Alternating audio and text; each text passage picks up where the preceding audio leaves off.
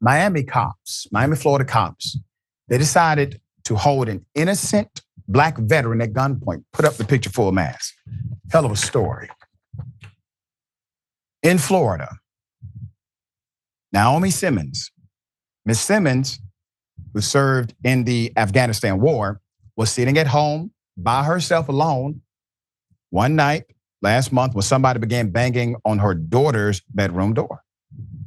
She stepped outside to see what the commotion was about and was met by Miami-Dade police officers pointing guns at her face, telling her they were looking for a man named Marquise Wiley, who was wanted on felony gun charges and believed to be living in the house. With millions watching and many people benefiting from this program called Indisputable, we just need 1% of the viewers to become a paid member so we can continue to bring this content to you. Now back to the show. Now, Ms. Simmons told local news that she had been living at the Miami Gardens home for more than a year and had never met Mr. Wiley or known anything about him. Nevertheless, Simmons was able to track down Wiley's whereabouts from her phone shortly after Miami-Dade police officers left her home after not finding him. Put him up. So after she did her investigation, turns out Marquise Wiley was already in custody. 35-year-old man with a lengthy rap sheet had been sitting in the Broward County jail since January after having been transferred from a jail in Miami-Dade County. Quote, I was able to find it with no resources and a cell phone on my couch, Simmons told NBC Miami. He was at the prison before they even came to my door, end quote. They also neglected to see that Wiley had already been in custody in the Miami-Dade jail system in December while still having an active warrant, which Atlanta Black Star was able to confirm in minutes through the Broward County Public Accessible Database for court documents.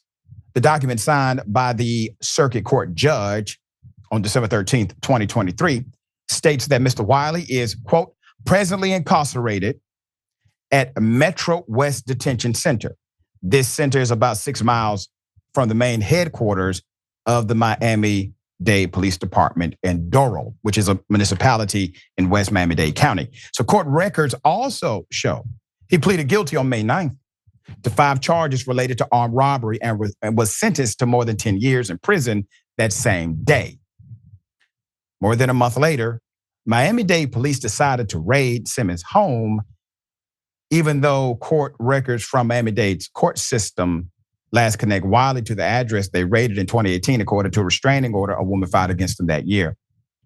But police say they were just going by the address on his driver's license, which is how they obtained the warrant.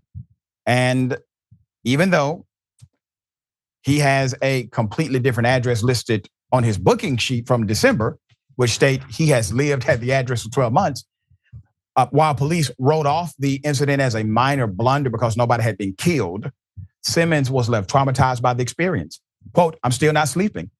I'm still having nightmares, she told NBC Miami.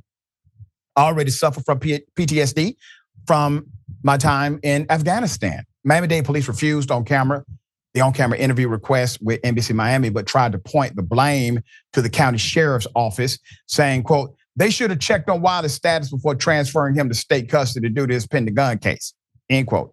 But under those guidelines, Miami-Dade County detention officers could have also checked on his status before handing him over to Broward deputies, which would have likely prevented him or them from raiding the home of an innocent black woman. So put up Deputy Director Stephanie V. Daniels of the Miami-Dade Police, and then you have Broward County Sheriff Gregory Toney. Instead of apologizing to the victims of this horrific situation, they are pointing fingers at each other. The reality is all of y'all left up. That's the reality. The reality is the investigators did not investigate. How in the hell are you an investigator and you didn't Google somebody? You didn't utilize the database that's publicly accessible. You decided to go on one address that was found, but not the most recent address that was present in your system. You all don't talk to each other?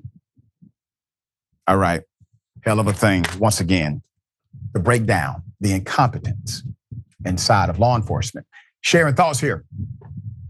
I don't know what we can do to get things back on track, or I guess they never were in the first place. Yeah. A complete overhaul of the system is necessary. You suggested some of the reforms. They're slow to take those on with only a few, even test marketing, so to speak, some of the onboarding for some of the qualification of these officers. It's just despicable, Doc. It really is. Yeah, I agree 100%. All right.